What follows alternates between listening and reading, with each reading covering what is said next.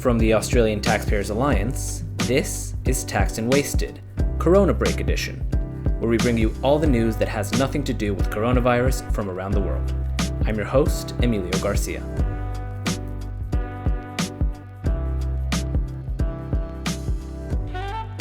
Welcome back to Taxed and Wasted, Corona Break Edition.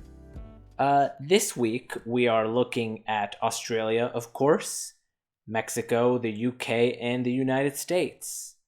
So I'll remind you once again, this is being filmed from my apartment, since it's illegal for me to go to the office, basically. And so I'm doing my very best to keep the audio quality good, but if there's a bump in the background, or a dog barks, or a parakeet starts screeching outside, I guess you call them cockatoos here, bear with me. I'm trying my hardest. So we're going to start with probably really one of the worst pieces of news we've seen outside of the obvious terrible news that's been circulating in Australia for a long time. Turns out the Australian government has taken advantage of the fact that its citizens are distracted to pass an egregious piece of corporatist law that will basically hand money over from one part of the economy, from one sector, to another. Australia is going to force Google and Facebook and other social media companies to hand over part of their ad revenue to corporate media companies. So here's the way that the government would justify something like this. Google and Facebook are used by shady, small, fake news outlets who then make all of this ad revenue spreading misinformation. And a lot of the time, that's taking away potential eyeballs from establishment media. And so their solution to that is to give reparations on behalf of the tech giants to the corporate media establishment. Here's what's actually happening. Corporate media, large media outlets, are failing. Their revenue is falling. They have not properly adapted to the digital age. Their revenue and their readership is mostly based on clickbait and, to a lesser degree, opinion pieces. And it turns out, while people do want to read clickbait, it's not everything. They don't want to read it all the time. And when it comes to opinion, it turns out not so many people are interested in the opinion of the commentariat. And so the solution here is, with their last vestige of power and money, they lobby the government into getting more successful companies than themselves to just fork over money to compensate their own inabilities. And it's really one of the worst pieces of legislation that we could have conceived of. And here's another thing. Say whatever you will about Google and Facebook as companies, what they do in terms of deplatforming, or what they have in terms of their social initiatives, or their politics, or their privacy issues. Put all that to one side and acknowledge the fact that these companies have revolutionized marketing. A lot of businesses, many businesses, they depend on Google and on Facebook to get their products in front of the appropriate customers. And so you think that this move here, where Facebook and Google and similar platforms are going to have to give over a part of the money that they make from their ad revenue to these businesses, you think that's not gonna inflate the price of advertising on these platforms in Australia? You think that all of these businesses are going to be able to advertise at the same rate, and Google's just going to eat the price? It's just going to eat the loss of having to give this failing industry their money? Of course not. Everyone, if you have a business at home and you use Google ads, AdWords, or Facebook ads to target your audience, get ready. Every time when you see that price go up, It's not going up because of Facebook. It's going up because that money you're handing right over to Rupert Murdoch, or you're handing over right over to the ABC or whatever. It's really, really a terrible piece of corporatism. And we're going to be advocating against it. So please stay tuned, because we're going to need as much help as we can get, because this is absolutely unjust. We've never been huge fans of Google or Facebook in terms of what they do politically in-house. But this is egregious. You have to be able to see when even people you don't like are being cheated.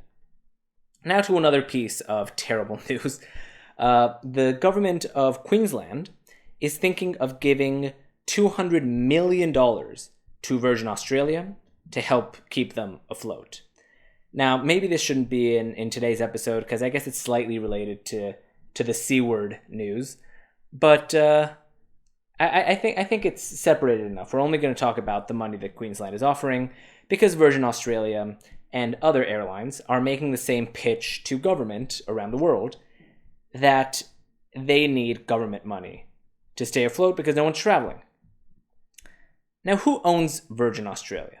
Well, it's owned by 5 international companies: Etihad Airways, Singapore Airlines, China's Nanshan Group, HNA, and Richard Branson's Virgin Group. Now, these aren't exactly businesses that you think as being poor, right? They have some of the most expensive infrastructure in the world. They make billions and billions of dollars every year.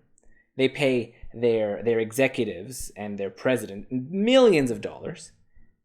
And not only that, Richard Branson, the guy who founded Virgin Australia, Virgin Airlines, is himself worth $4.4 billion.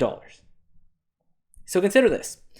It's one thing to say the government has shut down your business, and thus there should be some compensation to you, the business owner, because you didn't create your own demise. You didn't create your own economic issues. It was the government. The government forced you to close down. And for that, okay, we can give you some monetary relief, us being the government.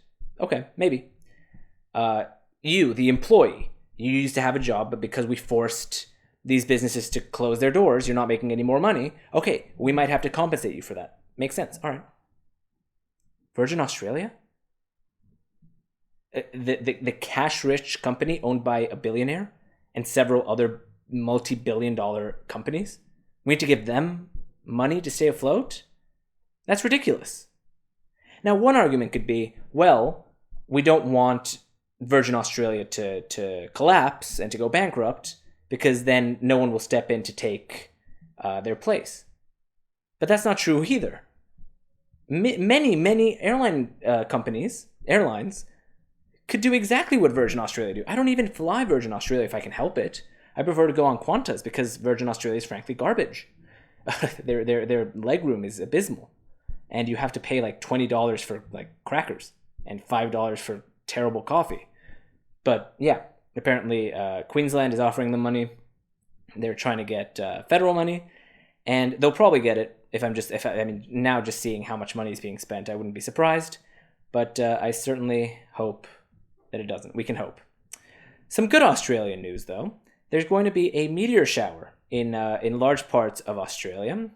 So today is going to be the 21st. So the day after tomorrow, on the 23rd, after midnight, you'll be able to see about 18 bright meteors per hour shooting across the sky. So if you have a way to get out of your house without having a police officer charge you $11,000 and bankrupt you, or being arrested for 6 months, or just fined for ridiculous purposes, or anything of the sort, you should go outside. Keep a safe distance from other people. Make sure you don't touch your face, and look up at the sky, because this is kind of a nice little break from all of what's happening. Now we're going to turn to Mexico really quickly. Now, feel free. I know I covered Mexico last week as well. If you really don't care about Mexico, let me know, and I'll stop talking about it. Obviously, I care about Mexico because I lived there for most of my life. But this is actually a pretty big story. It turns out Mexico is holding up a huge international petroleum deal. So OPEC Plus, which are the international cabal of oil-producing nations got together and decided that they were going to reduce the amount of petroleum that they're producing in order to keep the price of oil steady. They wanted to keep it from going too low. So they all got together and they put together their declaration of cooperation. And the thing about this declaration is that every single member of OPEC Plus had to agree to it, or it doesn't fly. And the only nation that decided not to commit to this reduction in production is Mexico. So OPEC put out a press release, and this line was in there. It says, "The above was agreed by all OPEC and non-OPEC oil-producing countries participating in the Declaration for Cooperation, with the exception of Mexico, and as a result, the agreement is conditional on the consent of Mexico." Now, it's interesting to see that Mexico would have such power in such a situation. It's rare for a country like Mexico to have to kind of hold this type of power in such a high stakes situation. But we're going to see. Obviously, the United States doesn't participate in any type of interference into the petroleum market, but Mexico does, and they've decided they're just not going to commit quite yet. And this could actually have some pretty strong ramifications for the price of oil. So we'll see what happens. It's interesting. It's interesting to see, and we'll let you know if we know more. Now, turning to the UK briefly, just for a little gripe. I know this is unprofessional. This is a news program, and I'm just complaining here. But I don't think that I'm alone in saying that I was always highly irritated by having Harry and Meghan pushed into my newsfeed and into my face all the time. So they got married, and she started being a terrible person, I guess, and so all these people were outraged normally, because people get upset on the internet because of anything, and so all this coverage started surrounding Meghan and Harry, and then they decided to leave the royal family, which was fantastic, because I thought, here it is, the end of coverage when it comes to Harry and Meghan, and no. We continue to have more and more and more stories being pushed to us about them. Last week, it was something about the guy not hunting anymore, which is the least consequential issue that has ever touched the face of the earth. That Harry doesn't want to hunt anymore because his wife doesn't like it. Headline: husband makes concession for wife's preference. My lord, thank you for letting me know. My knowledge of the world is so enriched by that. And now we're getting stories all over the internet. I mean, this story I'm reading here is from the Canberra Times, not even a UK tabloid, that basically says that Harry and Meghan are upset at tabloids in the UK for printing fake stories. And so I just implore all media to just stop. Leave the covering of these two irrelevant people to like one magazine and have them own the space, and then let us live. We don't care. I don't think I'm alone in that. Anyway, gripe over. I'm going to move quickly over to the States, where despite huge spending increases, the United States has decided not to cut foreign assistance to 3 nations in Central America. So El Salvador, Guatemala, and Honduras, obviously very, very poor, very corrupt countries in Latin America, are going to continue to get a huge amount of money from the United States. And I kind of see this, I have to say, because a lot of people were saying, well, this is the time, considering the huge increase in spending by the government, to stop foreign assistance of all kinds. And I largely agree with that. I don't really see why we're giving all these other countries money, especially poor and corrupt ones who are going to just misuse it. But here, since these countries are so poor and so mismanaged, without this money, we could see a collapse of their healthcare system. And if the healthcare system does collapse in these countries, then that could lead to a mass exodus from these countries through Mexico and into the United States. And the US has way too much on its hands as it is, so they don't want to deal with a huge influx of illegal immigration. So I get it. I gotta say, a lot of people commented below this saying that they were upset about this decision. I will be upset if the assistance remains after the C-word crisis. But for now, I think it's good to keep in place. And lastly, I'll just close really quickly with this. Trump is the only foreign leader in the West, essentially, virtually, there might be another, like one or two more, that hasn't received an uptick in their favorability during all of these issues, let's say. And for anyone who really does not want to see a Democrat elected, just because of the programs and the spending that they have in mind, this would be preoccupying to see Donald Trump's favorability not going up in such a time when every other world leader's approval is going up. And that would be preoccupying if it weren't for the man who's running against him, who's clearly senile. And we don't mean to make fun of Joe Biden for dealing with a really horrible affliction. But the fact of the matter is, this guy can't string two words together. It's unbelievable. There are all these clips circulating around the internet of him just trying to make a point and really failing miserably. It's in some of them, you can't make out what he was trying to say, even playing the clip 1, 2, 3, 11, 20 times.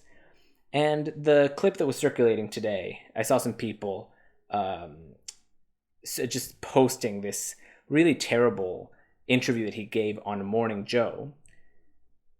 And this is a little snippet of what he was saying that made people concerned about his mental state. So he was trying to make a point, and I'll say verbatim what he said. He said, we gotta